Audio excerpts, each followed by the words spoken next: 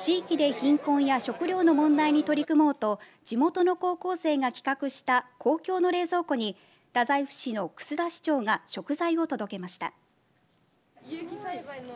みんなの冷蔵庫 in 太宰府は、高校3年生の伊藤風花さんが企画した余っている食材を自由に持ち寄り、必要な人が自由に持ち帰る県のプロジェクトです。今日、太宰府市の楠田市長が冷蔵庫があるモデルルームを訪れ、市の職員から集めた食材を寄贈しました。とにかく熱意を感じて、やっぱり協力したい。みんなの冷蔵庫は28日まで設置されます。